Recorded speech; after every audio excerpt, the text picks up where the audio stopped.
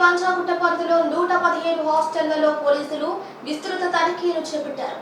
ACP Mohan Kumar ఆధ్వర్యంలో ప్రత్యేక బృందాలుగా ఏర్పడి సోదాలు చేశారు. ఇటీవల హాస్టల్స్ లో ఉంటూ డ్రగ్స్ సప్లై చేసిన ముఠాను పట్టుకున్నారు. నేర నియంత్రణలో భాగంగా హాస్టల్స్ లో ముందస్తు తనిఖీలు చేస్తున్నామని వారు తెలిపారు. అనుమానాస్పద వ్యక్తులకు రూమ్స్ ఇవ్వడంపై ఆరా తీశారు. హాస్టల్స్ లో నిబంధనలు ఉల్లంఘిస్తే హాస్టల్స్ యాజమాన్యాలపై చర్యలు తీసుకుంటామని హెచ్చరించారు.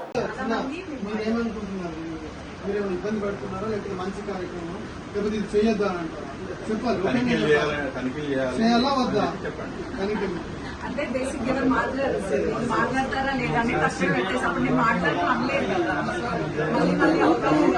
హైదరాబాద్ లోని పంజాగుట్ట పరిధిలో 115 హాస్టళ్లలో పోలీసులు విస్తృత తనిఖీలు చేపట్టారు.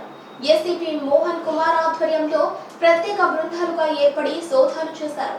ఇటీవల హాస్టల్స్ లో ఉంటూ డ్రగ్స్ సప్లై చేసిన ముఠాను పట్టుకున్నారు. నేర నియంత్రణలో భాగంగా హాస్టల్స్ లో ముందస్తు తనిఖీలు చేస్తున్నామని వారు తెలిపారు. అనుమానాస్పద వ్యక్తులకు రూమ్స్ ఇవ్వడంపై ఆరా తీశారు. హాస్టల్స్ లో నిబంధనలు ఉల్లంఘిస్తే హాస్టల్స్ యాజమాన్యాలపై చర్యలు తీసుకుంటామని హెచ్చరించారు.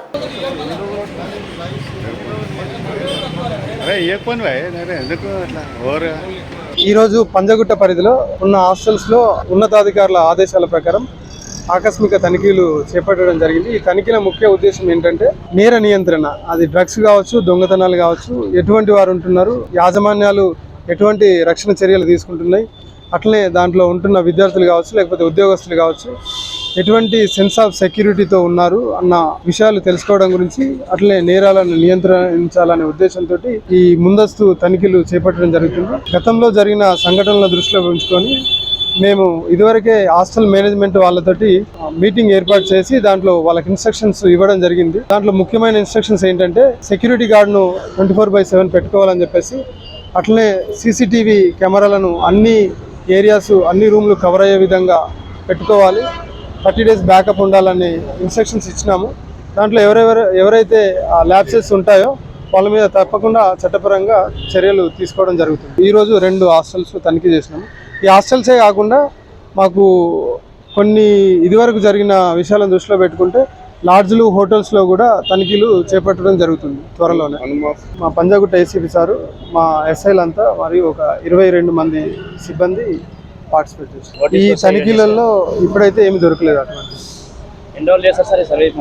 ఇది కంటిన్యూస్ ప్రాసెస్, ఈ రోజు చేసి వదిలిపెట్టేది కాదు.